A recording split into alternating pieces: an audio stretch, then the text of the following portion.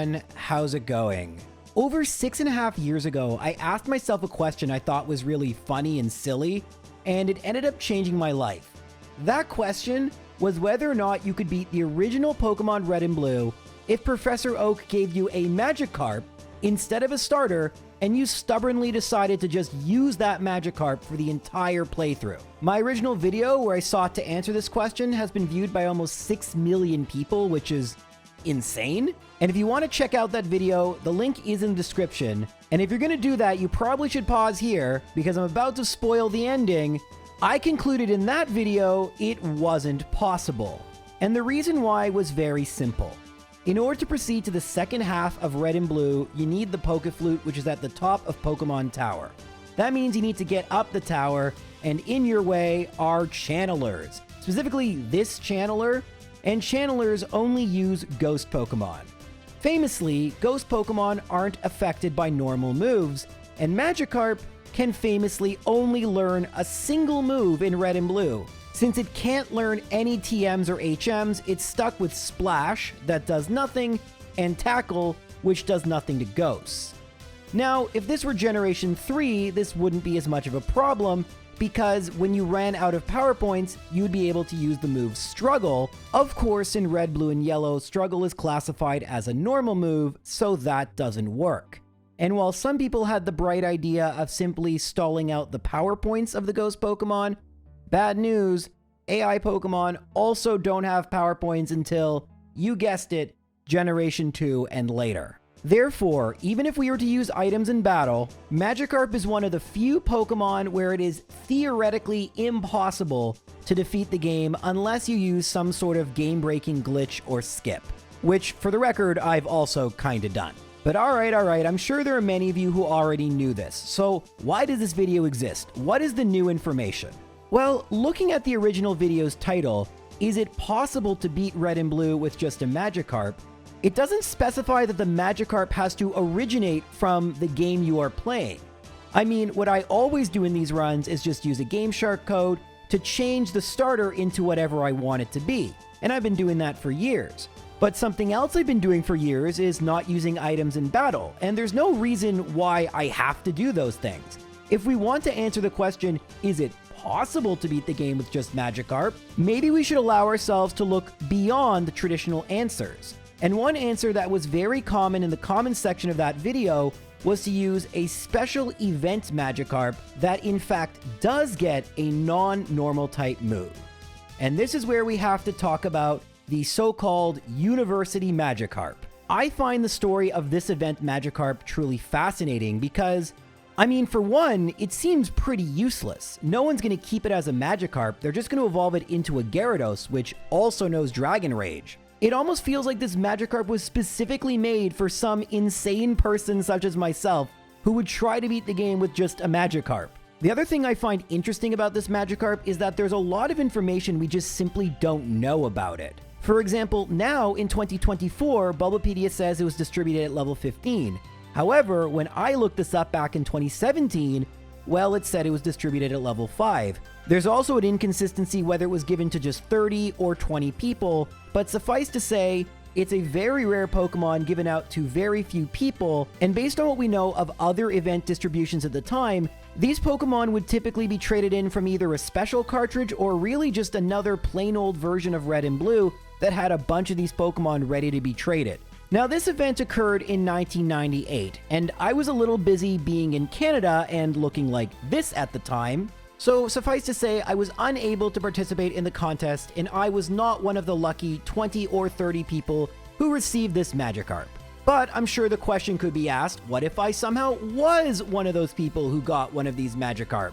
Would then we be able to beat Red and Blue with just said Magikarp? Well, good news, back in October of 2018, I sought to find this out, and I just found this hard drive. So finally, more than 6 years after I did this, we can write a second chapter into the epic saga of Magikarp versus Red and Blue. So in order to set this up and make it as quote-unquote authentic as possible, I decided to start a brand new save file of Pokemon Red, which maybe if I time traveled and went back to the past, is exactly what I would do to get ready for my Magikarp solo run. I picked Squirtle because why give myself an easy time? And just proceeded through the game until I got the Pokedex. As I said just a few minutes ago, back in those days, the only real way they could put a Pokemon on your game was to trade it in. And although now the consensus is that the Magikarp was at level 15 and knew Splash, I could only operate under the information I had at the time, which said it was a level 5 Magikarp that just knew Dragon Rage. Now, especially in the early game, Dragon Rage is an incredibly useful move. It's a Dragon-type move, meaning it hits every single type of Pokemon, and it does 40 damage. 40 damage is enough to KO pretty much everything until, like, Misty. So that's amazing.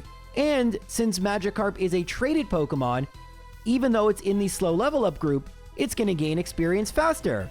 Hooray! Putting everything I just said together, you'll see that versus Brock, Magikarp easily knocks out Geodude, and although Onix outspeeds, it knocks it out, and we're at level 11. So we're leveling up really quickly. Seems like everything's doing super well for Magikarp. Man, I'm just having the best time. I just want to watch it use Dragon Rage against this terrible bug catcher. And wait, why'd it just use Splash? Turns out I forgot to remove it, which is kind of funny because it actually makes it accurate, but that's not the point. What's going on? Didn't I just beat Brock? Shouldn't it be obeying me? Am I going to lose to this Caterpie? Okay, great. I'm not going to lose to this Caterpie. And okay, obviously now I know exactly what's going on, but at the time I was very confused because this was really the first time in my life I had to deal with obedience. Now, there are some really big misunderstandings in the comment sections of my videos about how this works. Number one, it only affects traded Pokemon. I mean, that's actually not true in like Gen 9, but like up to Gen 9, it only impacts traded Pokemon. Full stop. Since this Magikarp would never have had the trainer's original trainer and ID number, it always would have been treated as a traded Pokemon, and thus you would run into this problem. I've known this, by the way, for years. What I didn't know is how many badges you needed and how quickly Magikarp would disobey and how impactful disobedience would be. And actually, as I found out very recently, the higher my Magikarp's level got, the more likely it was to do one of the many things it can do when disobeying your orders. Suffice to say, this is very annoying. However, there is a saving grace here, which is that for a while at least, Dragon Rage is going to be a consistent 1-hit KO. So as long as I hit just once, it doesn't matter if Magikarp does its best Slackoth impression and just never attacks. I want to do a Slackoth run. I've wanted to do that for years, by the way. But one impossible challenge at a time. This was very annoying and very tedious. But if I beat Misty, then this Magikarp will start obeying me again, at least until it hits level 30. Having said all this, you can see my Magikarp is leveling up far too quickly, so I actually reset the run, which is extremely time-consuming, especially when you consider that this was the time period where I did everything on cartridges at single speed. I was very adamant it made the challenges legitimate, and I look back at old me now and I'm like, dude, why are you doing this to yourself? But just know, this is all being played on a real cartridge of Red on a GameCube at 1x speed. I am not getting any benefit. And I had Pokemon Stadium too. I could have sped up the game if I wanted to, completely with official hardware. I don't know. I just, sometimes I look back at old me and I just have to shake my head. But I'll tell you, by being a lot more careful with where I level up, I'm only at level 16 by the time I hit Misty, which is good.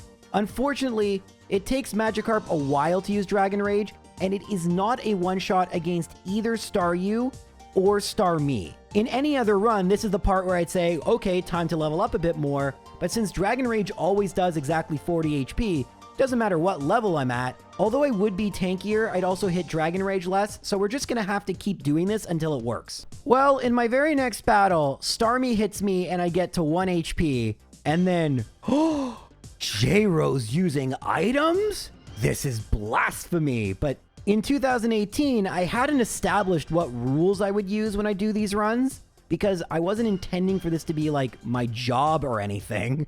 So yeah, using items is just part of the game. I used them in the first Magikarp run, and because of that, I was able to win. Now, obviously in this battle, we could have won without items, but they definitely made this a lot less tedious and annoying.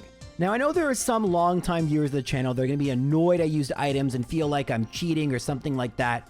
All I can say without spoiling anything is, just keep watching the video. It's going to go to some interesting places, I promise.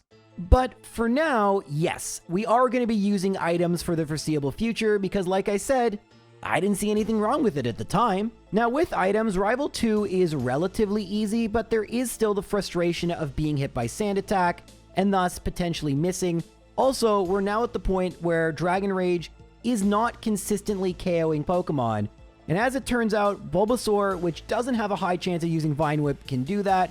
So I did lose, and I lost a couple more times after that, but in the 4th battle, I got the luck I needed, and I did defeat Bulbasaur, moving on to the next part of the game, where I basically have to try and get as few experience points as possible, because now we're in a race against the clock to Erica.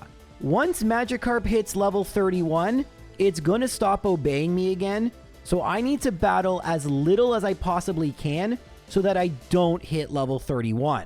Unfortunately, that's going to be a little easier said than done with a Pokemon that gains 50% more experience points because it's a traded Pokemon. By the time we get to Bill's house, Magikarp's already at level 22.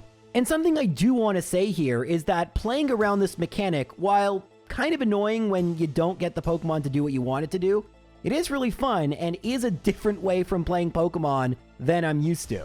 By the time I hit Rival 3, I'm already at level 24. And Dragon Rage now is pretty much never KOing Pokemon. It's also important to note, it only has 10 power points, so it is a bit of a frustrating move to use. We do still have Tackle to finish things off. And after knocking out Ivysaur, I'm at level 25, meaning I have 5 levels to play with between the SS Anne and Celadon, where we get to battle Erica, who, by the way, is going to be extremely difficult for a water Pokemon with Dragon Rage. Well, on the level up front, I have good news. We're only at level 29 when we battle the Beauty, and we don't even level up after defeating her, which guarantees us that we won't have obedience problems versus Erica. But how are we going to withstand her extremely powerful special grass attacks? Well, at least for now, it looks like the answer is we won't. I mean, I'm not even doing half anymore with Dragon Rage, and Razor Leaf is always going to crit, which is always going to one-hit, so this is looking really bad. Well, I have good news. If you're willing to reset for about 2 hours, well, this can happen. Sometimes Victory Bell goes for Sleep Powder because that is classified as a grass move, and sometimes Sleep Powder will miss. And sometimes it'll go for Sleep Powder a second time, and it will miss a second time, meaning there is roughly a 1 in 20 chance of getting through this fight. Sometimes you can get really lucky quickly, sometimes it takes a while. This time it took a while. Now, because I allowed for items, once we got past Victory Bell, it was pretty much an assured victory. Since we've made it to Celadon City, we have the X items like X Attack and X Special. That wouldn't have helped versus Victory Bell because it always crits, but it will help versus Tangela and eventually versus Vileplume to give me a dramatic boost in attack, assuming it doesn't crit every single time. Although the dramatic boost actually is less dramatic than I thought it would be. And it will boost my special to make sure Vileplume doesn't do too much damage to me. But as it turns out, Tackle is still pretty bad. And of course, Petal Dance can crit. No! No! I can't believe that just happened. But guess what?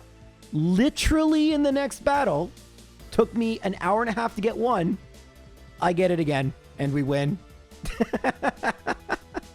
You know, sometimes the luck just do be like that. Now that we have the Rainbow Badge, we have a lot more breathing room. Magikarp will obey us until level 51.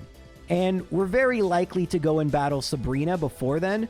So at this point, we really need to focus on our Magikarp just withstanding attacks and knocking things out, so we can be a little more aggressive on the leveling up. Now, as we battle Giovanni, at this point, you've seen my two major strategies I'm going to be using going forward.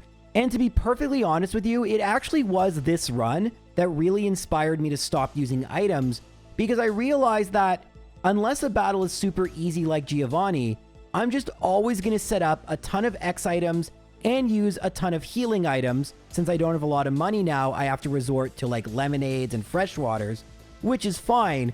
But essentially, as long as my Magikarp is bulky enough not to faint in one hit like it did to Victory Bell, I can really set up against anything I want. And victory should be assured, right?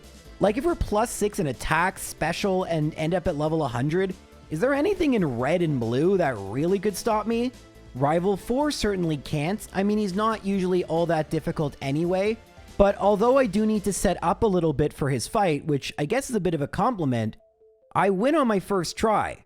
Since I wasn't timing this run, when I battle Surge really doesn't matter. And in theory, Surge could have actually been pretty difficult. But with the ability to set up and heal, there's just not much a level 24 Raichu can really do. Unless I miss! Serves me right for talking so much smack. I mean, it's very fitting that I lost to Surge, but I'm going to be honest with you guys.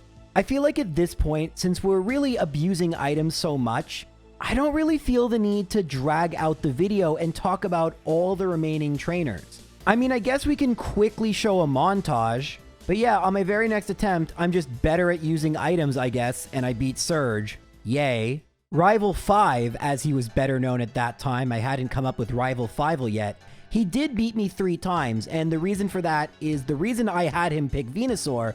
Razor Leaf can crit, and that is the one thing that completely nullifies my strategy. If you can get a guaranteed crit, especially if it's a super effective move, then Magikarp can't do anything really. However, Venusaur also knows Vine Whip, and it's just a 50-50 chance which one it went for. And of course, in the victorious 4th battle, it went for Vine Whip. At this point, I was starting to get close to the level cap, so I had to battle Sabrina. And battling her was definitely not a joke, and I did lose a few times, which you're seeing right now.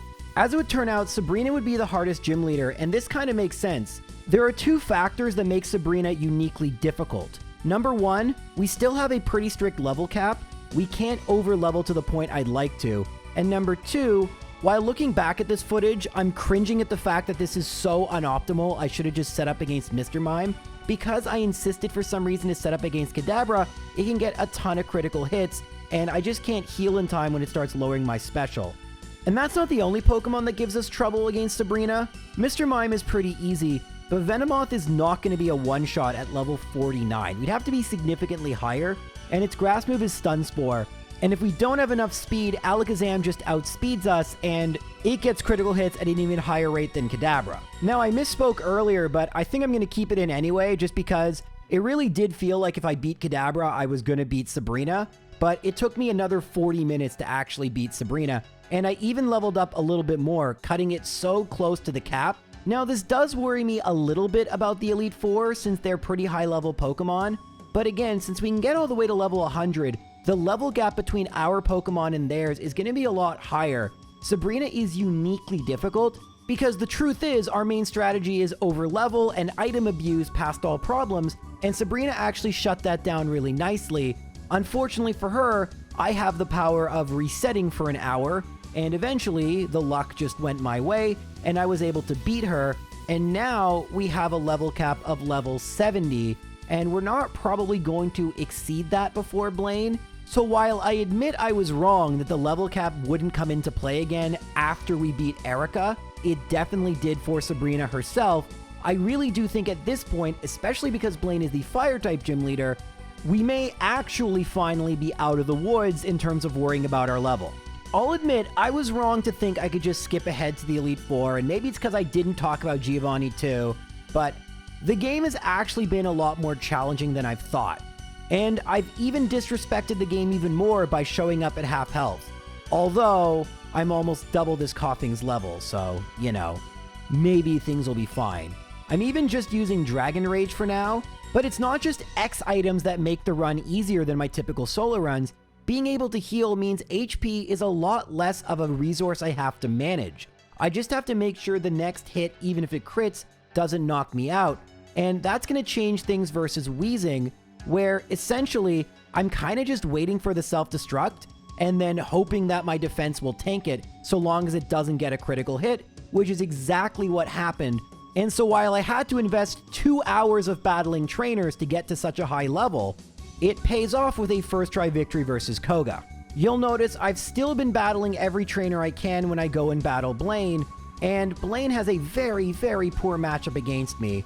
Still, if I don't play well and I'm a little too arrogant, it's always possible for a Pokemon as strong as Arcanine to take out a Magikarp, which is exactly what happens in the first battle. In the second battle, I wise up, play a bit better, decide not to be as aggressive, and you can tell really by the way I'm playing. I mean, listen, when you play at single speed, things get tedious, I get bored, I just try to see if I can win using the worst moves possible. I still do this to this day. I mean, how much can I have really changed in 6 years? But at this point, there's not that many more battles to mess up. There's just the final Giovanni battle, and then Rival 6, and then we get to do what I wanted to do about 5 or so minutes ago, talk about the Elite Four. One thing I probably should mention a little bit more is that battling trainers in this run is not just about experience points, but I'm frequently having to return to Celadon and buy these items. In this battle in particular, I use a guard spec. This won't allow my stats to be lowered, which is pretty important because this Rhyhorn really wants to do that. But yeah, just to emphasize, these items aren't cheap, and typically in my solo runs, I don't really need much money because the biggest expense you'll have are items, most of which I can't really use. So in a run like this, money management is actually a lot bigger of a deal, which is why I routinely will be using lemonades, fresh waters, etc., as opposed to hyper potions. Now, despite the fact I keep saying this isn't going to be a problem, you'll notice that I actually was approaching the level 70 level cap before I start disobeying. But after beating Giovanni, this cap is removed, Magikarp will obey at any point now, so we can level up to our heart's content, which I go and do, and then battle Rival 6. Nothing too interesting to say about this battle. Once again, I use guard specs so that my stats can't be lowered, although I'm not terribly worried about that. And then hopefully we just sweep through. For those of you not familiar with Generation 1, getting a critical hit is very bad because critical hits mean that I would be doing less damage. Critical hits ignore all stat modifications, and spoiler alert, this is also true of the opponent. I thought that at level 75, I would be able to tank a critical hit Razor Leaf, but it goes to show you, even at level 75, it doesn't matter how much I set up. The Razor Leaf is, like I said before, the great equalizer, and I come within just one hit of beating Rival 6 on my first try. But I still have many levels to go, to be fair, if I really want to go that route. Truth be told, I didn't want to go that route, so I just kept battling over and over, so it took me another 20 minutes, but keep in mind, at single speed, that's akin to spending 5 minutes or so, the way I usually play. Truth is, at this point, aside from Victory Road, there actually aren't that many trainers even left, and so if I do want to level up, if I can't beat the Elite Four right away, I'm probably just going to have to hope I beat Loralee, and then just beat her, maybe Bruno, over and over again to gain the experience points I need. And finally, now we can talk about the Elite Four. Looking ahead to them, it's not as if I have the best matchups. Agatha in particular, I can't use Tackle, at least not for 3 of her Pokemon, and I think 12 power points is enough, but I'm not exactly sure. But as I always say in my videos, there's only one way to find out. So against Loralee, I kind of think it's going for Rest turn 1, so I go for Tackle, it goes for Rest, and now I can easily set up. Probably should use a guard spec here because Dugong can use Growl, but I do knock it out, and then against Cloyster, I figure because of its super high defense, Dragon Rage is better, and I am correct about this, knocking it out with 120 left. You can see that even with all these power-ups, I'm still not doing that much damage, and I even use Dragon Rage again to help knock out Slowbro. Jinx is pretty weak defensively, so Tackle will do more than enough damage, and now Lapras can't do that much to me, but it can confuse me, which is definitely very frustrating. It can also potentially paralyze me with Body Slam. Thankfully that doesn't happen, and I actually beat Loralee on my very first try. As I proceed to Bruno, it's also important to mention I only have a limited number of X items, so I need to be very careful with how I deploy them. I don't want to run out for the champion. So for Bruno, I just go for 3 Dragon Rages on Onix, and then I start setting up X attacks. Hitmonchan is pretty terrible because it just has the Elemental Punches and Counter. I then go for Dragon Rage, and then finally a Tackle to knock it out. Then against Hitmonlee, I haven't really powered up all that much in this battle, and then I'm just going to go and restore my power points for Dragon Rage. Yeah, that's something I can now do in the middle of a battle. I level up to level 80, and now Machamp does have Submission. I have been hit by Leer, But even against a Magikarp, Bruno is still gonna Bruno, and another first try victory. I'm thinking our luck is gonna run out against Agatha, but with items, she's actually a lot less scary than she would be without them, because even when I'm put to sleep in this case, I can just use a full restore and wake up right away. Now, setting up against Golbat is really risky, because it can just go for Haze and, yeah, do that. That was kind of what I was worried about. But, anywho, eventually I do knock it out. In an itemless battle, Agatha is so scary because there's so much RNG with Confusion and Sleep.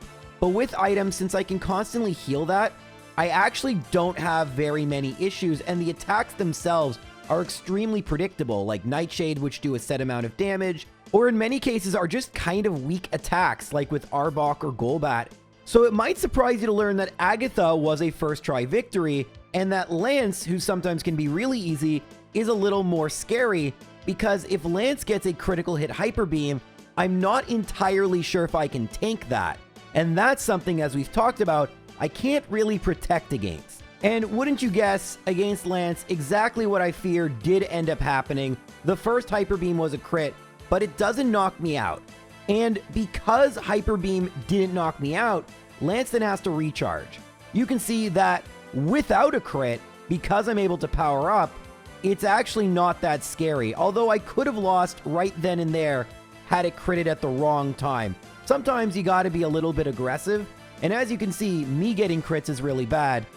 I do knock out Gyarados, and the next two Pokemon are Dragonair, which have way worse attack than Gyarados. So they're not so scary, but Aerodactyl very much is.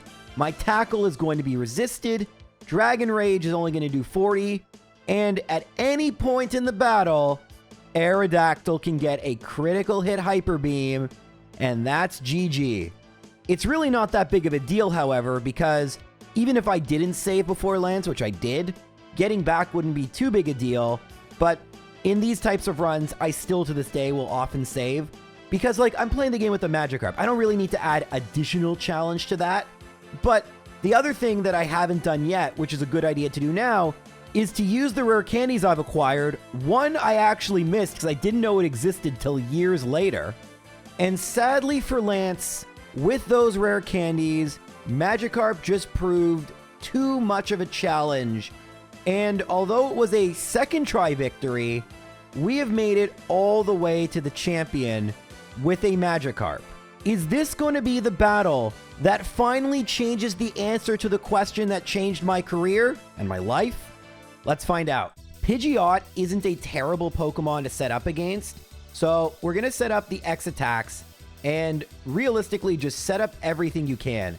Even if Sky Attack were to crit, it isn't necessarily the biggest deal, so we're going to set up all the X attacks we can, and then when we're done setting up X attacks, we move on to X Special. This wouldn't help us against Razor Leaf, but there's only a 1 in 3 chance the rival actually goes for Razor Leaf, or I should say the champion. No disrespect to him. But yeah, I gotta be careful with healing, making sure Sky Attack doesn't crit. It can. Sometimes I'm a little aggressive, and you can see I've run out of X Defense. This is what I talked about. Limited money, inability to just buy everything I want. And then after getting a critical hit, you can see that Tackle actually does a lot of damage. I mean, I'm at level 89, so can't exactly be shocked by that. Alakazam, we really don't want to see a critical hit, and we don't get it. That's 2 down. Now against Rhydon, I go for Tackle on the first attack, and it does okay, but realistically, I think Dragon Rage would have done more. And to make sure I do finish it off and don't get a crit, I do use a Dragon Rage. Against Gyarados, now watch what 6 X attacks will do. See, I haven't actually been using 6 a lot of the time because I was worried I was going to run out because limited money. And unlike in later games, you can't rebattle trainers and get money all that easily pre-Elite 4.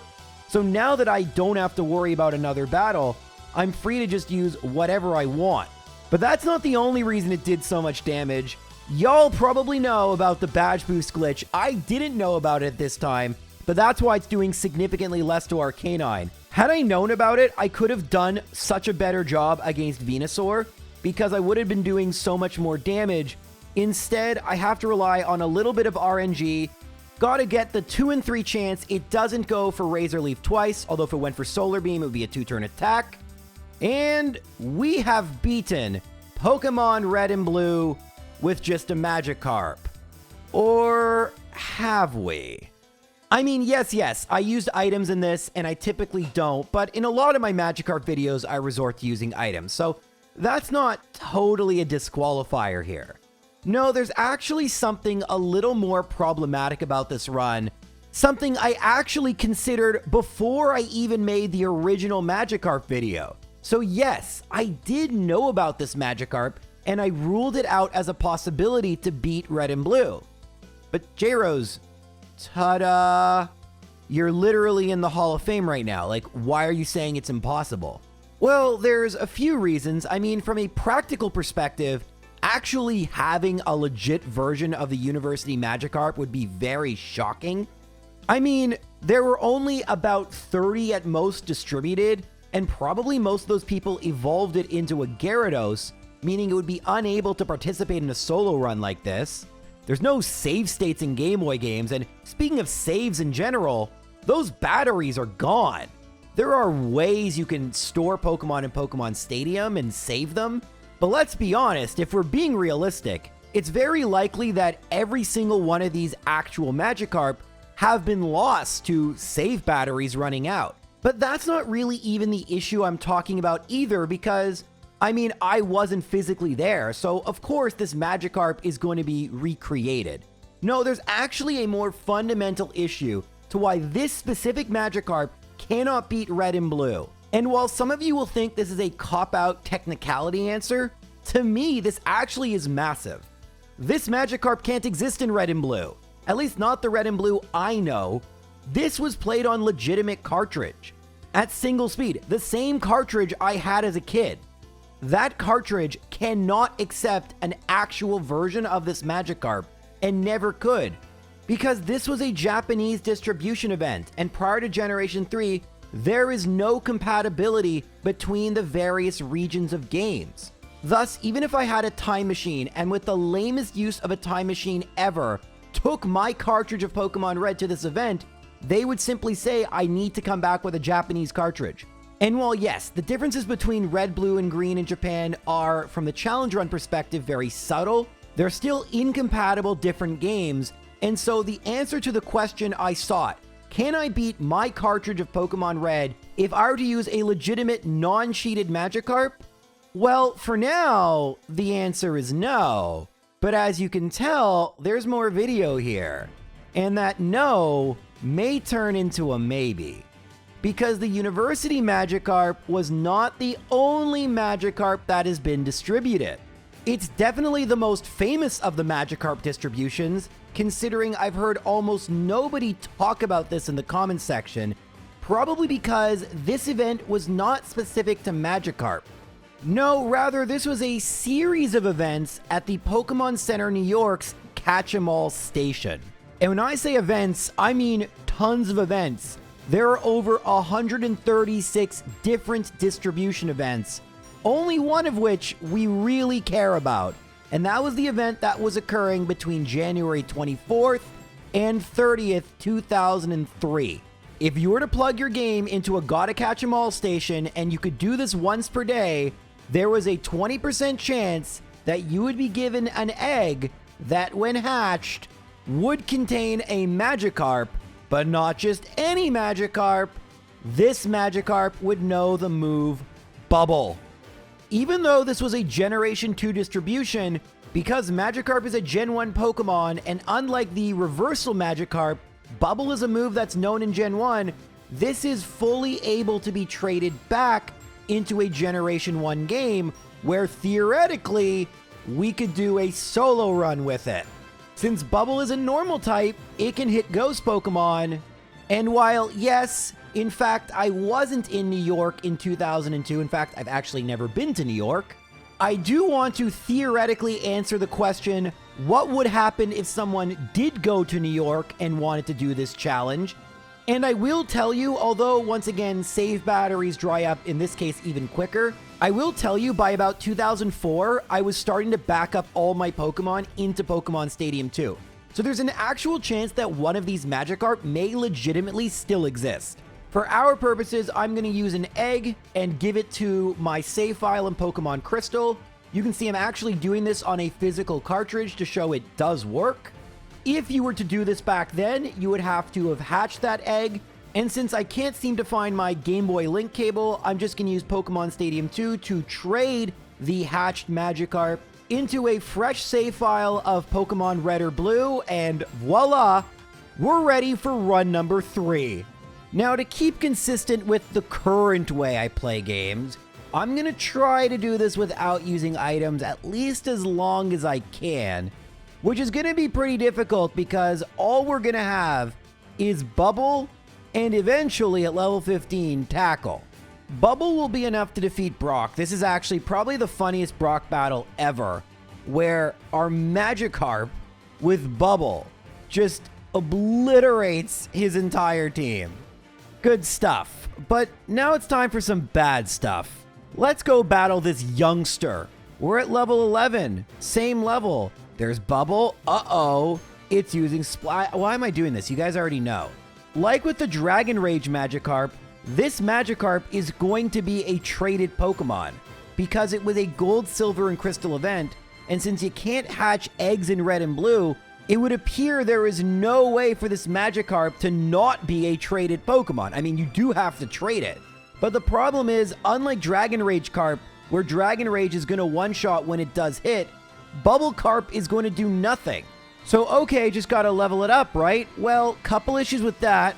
I mean, look how just annoying and tedious this process is. But beyond that, from what I can tell, the higher level we get, the more disobedient Magikarp becomes. And even with 5 minutes of training, and don't forget, this Magikarp does have the 50% experience points boost from being a traded Pokemon, but we're still just at level 12, and that's not good enough to beat the youngster. There's just no way we're going to be able to do this. I try again and again and again, and it just isn't working.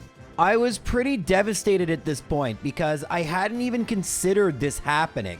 I remember this being an issue with Dragon Rage Carp, but I'd forgotten that Dragon Rage kind of made it not as big an issue, since even if you don't attack for 2-3 turns, at the very least the one you do attack, you're gonna knock it out. Magikarp has terrible stats and Bubble's a terrible move. There's no way, even with items, we're gonna run out of money. There's no way we're gonna win here. So wait, after all this, after finding out about a second event, it's still impossible to beat the game? Well, I guess not theoretically. We could just try over and over again, but why do that when I have a much, much easier solution to this? Well, I say easy, but it's actually quite complicated. But it will get rid of this issue once and for all. I mean, what we want is a Magikarp that knows Bubble, legitimately, in quotes, but obeys us, even though it's coming from a different game. Impossible, right? Well, thanks to the way Gen 1 and 2 work, not really.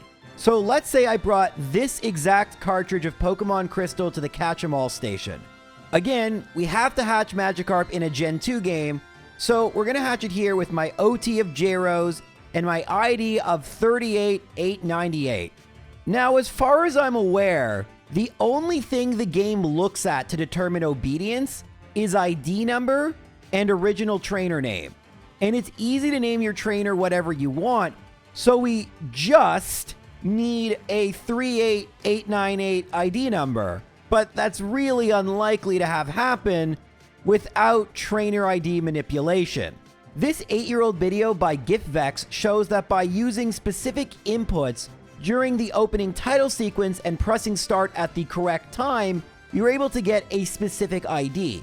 So in theory, all we'd have to do is run a script to figure out what set of inputs we would need for our ID, and then in theory, all we need to do is trade this Magikarp from Gold, Silver, Crystal with the same trainer name and ID as that game, and it should work, right? Also, I want to make very clear I'm using original cartridges to determine this. This is Pokemon Stadium 2, where you can speed up the game. Not nearly as much as I'd like, but still, you can speed up the game, which is pretty cool. I wasn't even sure this was gonna work, so as I knock out this Kakuna, I was really, really nervous, And no boosted. You can see the expression on my face. There is another number associated with your game file, your secret ID, and I was worried if those didn't match up, the Magikarp still wouldn't obey, or if there was an issue because it was different generations. But in the end, we found a way, at least in theory, to get a Magikarp from this event that would obey your trainer at any level. Now, you may have noticed the footage quality changing. That's because it's very hard to capture really good footage of the N64. I'm hoping when the analog 3D comes out, that will change for me so I can use it more often. Also, you'll note I changed the color palette to blue because even though we are still using Pokemon Red, I thought it would provide good contrast from the previous playthrough, which used the default color scheme. I love that I can change these now. And we can just go and battle Brock, basking in our victory, using Bubble, and losing. Oh, that's a great sign. Well, oh my god, we lost again! Okay, well, we lost again! Okay, well, in our fourth battle, we do in fact defeat Brock, and we are leveling up very slowly. This is again an important time to remind you Magikarp is in the slow level up group, and Bubble sucks. Now, before people ask, J-Rose, what are the DVs of this Magikarp, nowadays known as the IVs? In theory, Magikarp through this event could have any DVs, although there was a much higher than normal chance it would have shiny DVs. For the sake of this video, when I generated the egg, I made sure it had perfect and everything. Extremely unlikely, but I'm trying to beat the game, yes, with an event Magikarp, but without items in battle, so like, yeah, give me a break. Now, with that said, since we're not using items in battle, and Magikarp can only use one other move, Tackle, it's not as if there's going to be a ton of interesting strategy here. For the vast majority of battles, it really was, well, how much do I have to level up to beat this? So like, against Rival 2, that's not going to work. That did maybe, what, 1/32nd? So then I battle the junior trainer, and it's not working great, so I reset. And this is basically how things are going to go for the next, I don't even want to know how many hours. And as we save in front of Misty, spoiler, we're going to win this one. It's actually not that bad. If you remember Abra all the way back in Gen 1 and 2, I did that like 5 years ago. To get past Brock took over 10 hours or something. So this isn't so bad. It is, however, annoying not only how long it takes Magikarp to level up, but it's not as if it's doing a ton of damage to wild Pokemon either. So it's just slow in every conceivable sense. And I was going to get really upset if I missed that tackle, but you can see I'm just leveling up until the battle isn't guaranteed a victory. Crits still play a huge role, but until it's reasonably assured that I'm going to win, because what's the point of trying to force it? The next battle is just going to be bad. Speaking of the next battle, is level 28 good enough for Rival 2? Turns out it is. Whoop-tilly-doo.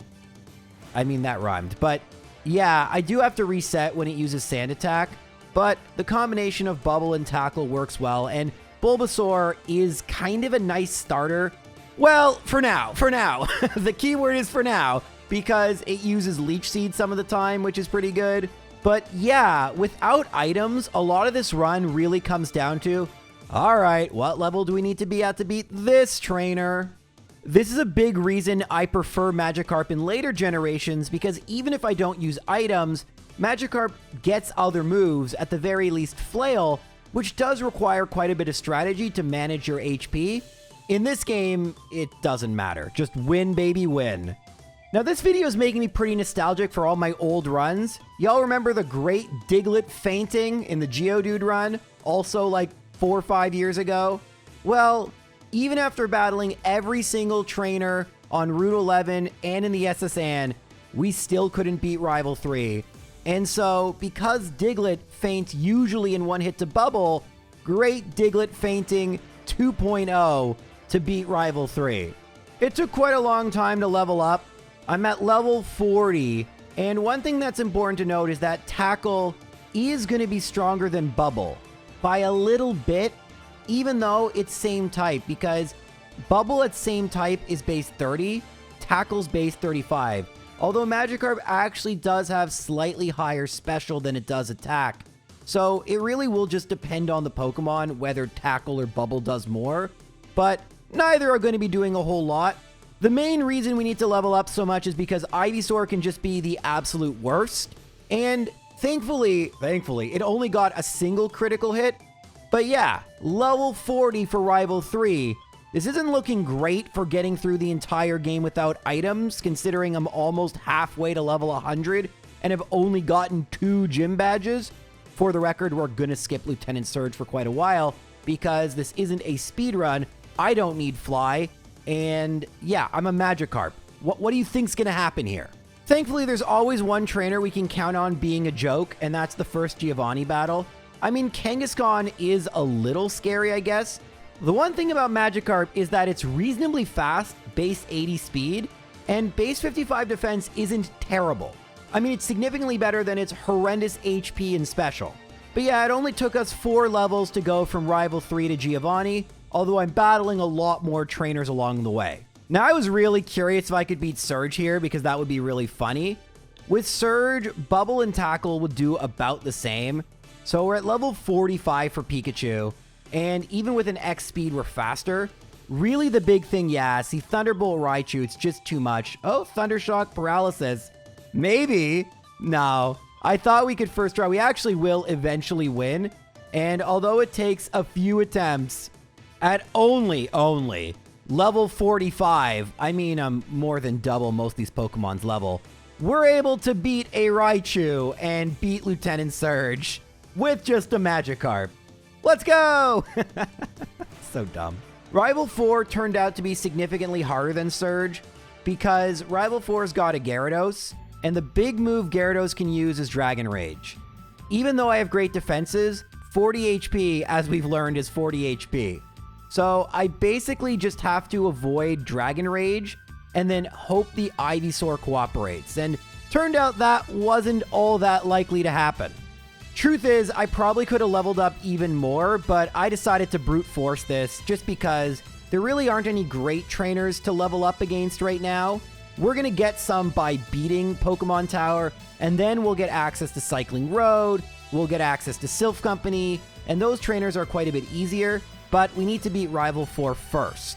So having done that, we're going to end up making our way to Koga, and this is one we just can't brute force. Even though Magikarp doesn't take too much damage back, it tends to get poisoned, its accuracy gets lowered, and so this is going to be an instance where I don't just need to level up a little bit. Like with Misty, we're probably going to have to level up a lot here because Rival 5 is going to be pretty difficult too. So this is definitely going to be one of the most tedious sections of the game, assuming I don't want to switch to items, which I don't want to just yet. Well, because of that stubbornness, it's level 61 now. And we are going to win, although this was not a first try victory by any means. The more opportunity Koga's Pokemon have to attack, the more unlucky things, although they're not unlucky when you give him like 20 turns, you know what I mean? But anyway, at level 61, it was enough to finally get our 4th gym badge. We've obviously skipped Erica because that would be a nightmare.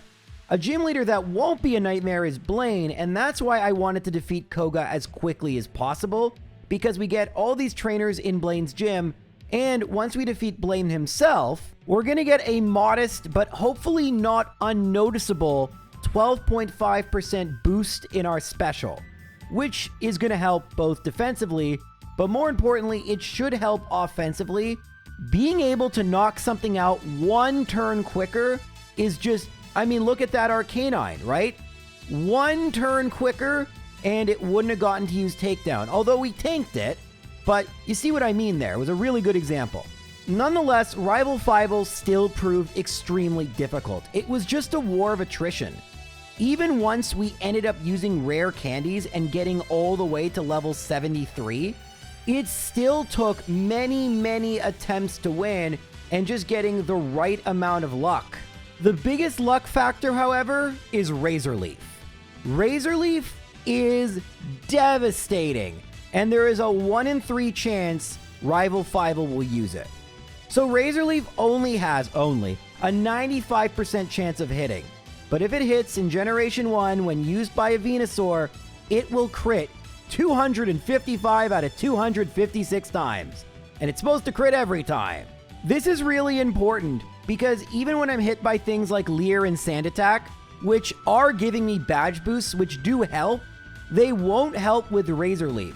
So essentially, I either need so much HP that it just doesn't matter, or I need to get extraordinarily lucky that Venusaur never uses Razor Leaf. In the winning battle, I actually misclicked and went for Bubble, which is really funny, so I got even luckier than I probably needed to get. But as I finally make it past Rival Fivel, I realize that this is going to be the easiest version of this battle because Rival 6 only has 2 grass moves, meaning it's a 1 in 2 chance of critical hit Razor Leaf. I'm sure that'll be fun. Well, until then, I can beat Giovanni too, and that's pretty fun. But we're already at level 73, and there aren't that many trainers for me to battle left. Even if I do want to level up for Sabrina, Erica should be fine at this point.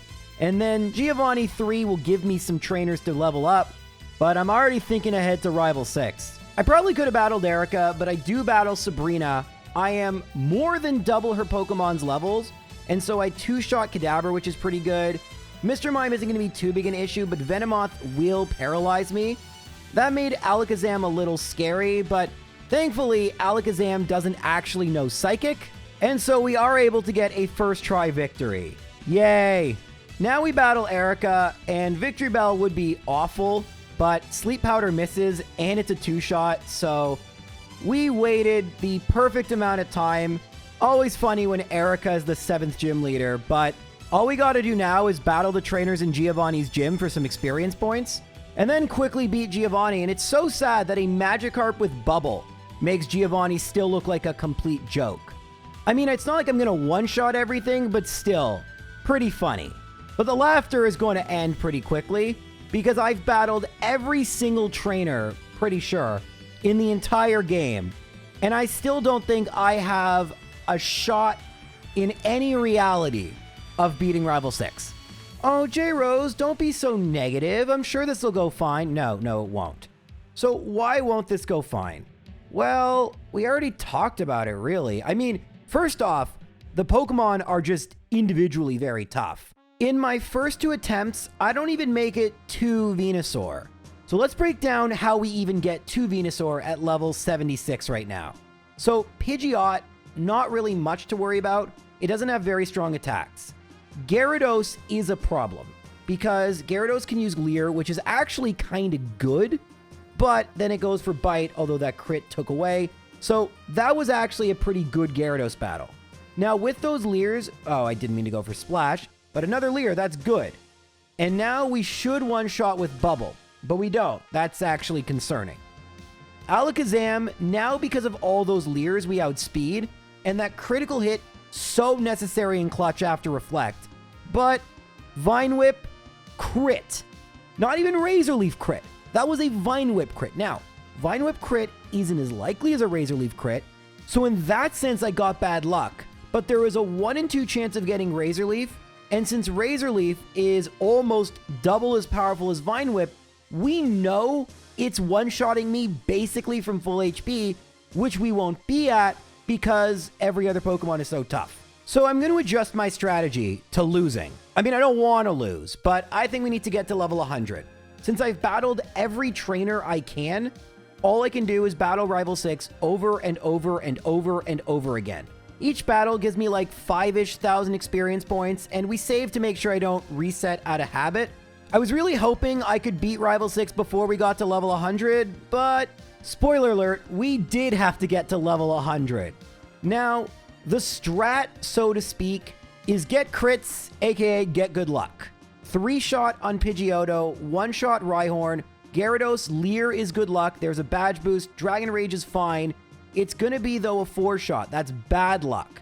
Growlithe, so we have 1 badge boost, but at level 100, that still will 2-shot Alakazam, unless he uses Reflect. Man, this is, by the way, a maxed out Magikarp. There is no better this Magikarp can be.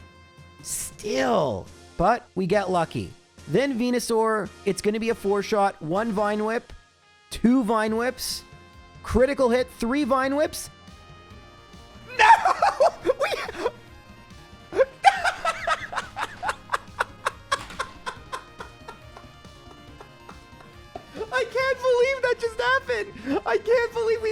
Guys, what are the odds of that?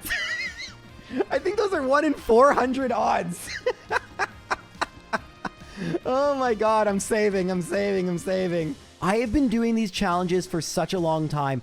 I literally cannot think of a single circumstance I had that was as ridiculous as what we just saw. I also think the Vine Whip was a low roll. Like, the odds were way worse than 1 in 400, because also the chance the rival used a potion, that was like shiny odds right there, which isn't a great sign for the Elite Four, although I will say the craziness was what happened. We didn't necessarily need the craziness to win. If we just got the 95% odds tackle hit the first time, well, we would have lost one of the best moments of my streaming career. But I want to take a second to acknowledge we have beaten the game with a completely legitimate-ish Magikarp, or at least one that theoretically could have been legitimate, and we've made it to the Elite Four without using items. I don't know how to compare this to Scarlet and Violet, but considering we're using Tackle and Bubble, I think this is the most impressive Magikarp itemless run we've done to date, and yet I think it's about to come to an end. I mean, I know I can win with items because we already did it with Dragon Rage and Bubble is just better because X Special affects Bubble, but how far can we make it until we need to start using items? That's what I want to know. Laurely is going to be pretty annoying because, well, Dugong goes for rest a lot, and Tackle is Tackle, and I'm still a Magikarp. So it takes 5 ever to knock this thing out, and then Cloyster has really high defense, and then Slowbro is really annoying, and yeah, this is just not going to work. But wait, it gets even better, or worse, depending on how you look at it. See, both Dugong and Slowbro can go for Growl. And with Growl, we're stuck either using not very effective Bubble, or we just have to use a weakened Tackle. And even though Magikarp crits about 15% of the time, 15% isn't that much. And yet, still, despite all that, we actually made it to Lapras within a couple of minutes, which is pretty good. We lose pretty quickly, and so this is possible. I just don't want to do it. Like, this is totally possible. It's just horrifically tedious. Well, you heard me. I think this is where our itemless run is going to end. It's just simply too tedious. Too many Pokemon have Growl. There's no other move we can really use. With Dragon Rage, this would actually be a lot easier, so I'm kind of sad we don't have it. In fact, even running out of power points could be an issue, so I use Bubble. I mean, thus far, we've made it to Slowbro, but right there, we have 1 Growl, so already we're in a pretty bad spot. And as it uses Amnesia, it's going to have more and more turns to use another Growl, although it doesn't, which is pretty good. So we're just -1. I go for Bubble against Jinx, and it gets a crit Thrash. Of course, I also get a crit, which is pretty good. And 118 for Lapras, not bad. But look how little Tackle's doing. It can miss. I'm confused. I mean, there's no chance we win.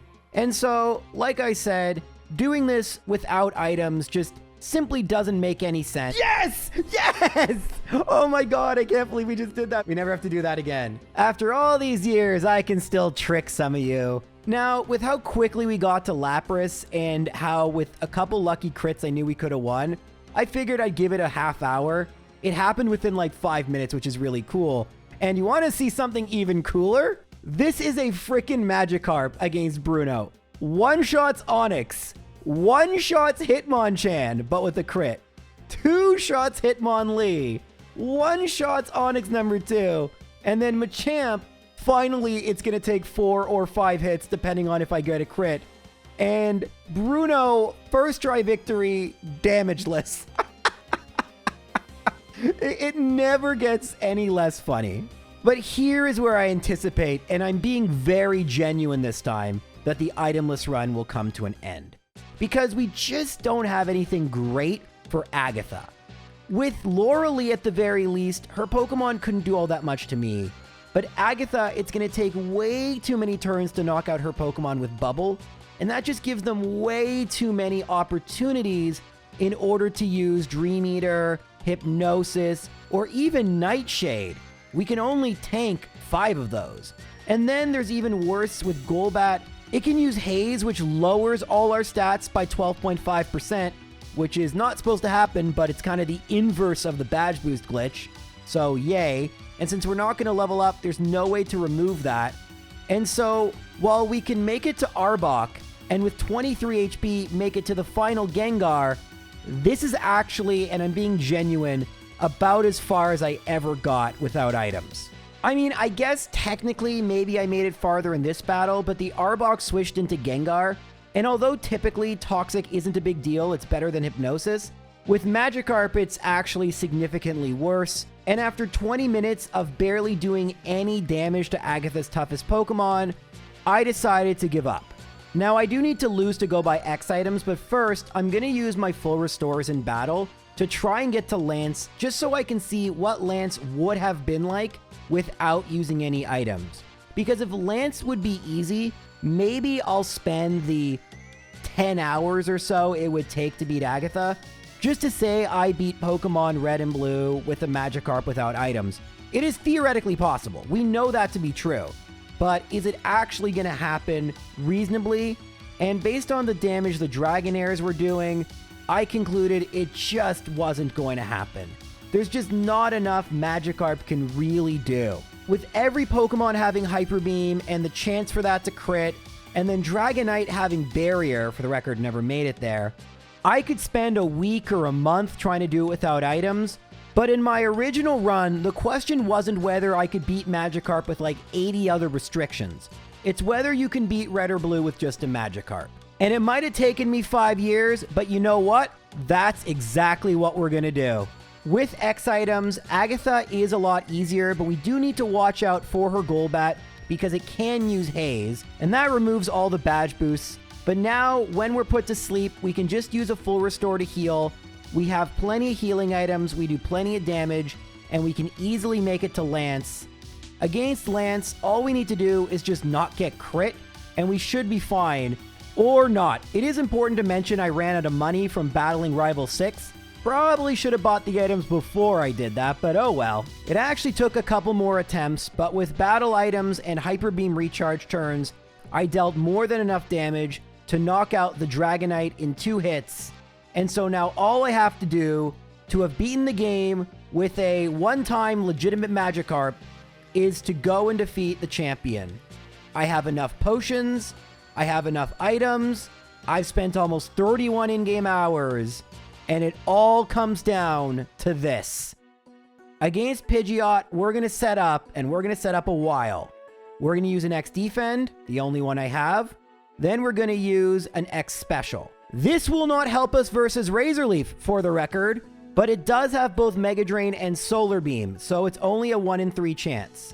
After using 7 X Specials, because I messed up, I get hit by Sky Attack, it crits, so I heal, and now I'm going to start setting up X attacks for the Pokemon like Venusaur, where we need to use an attacking move.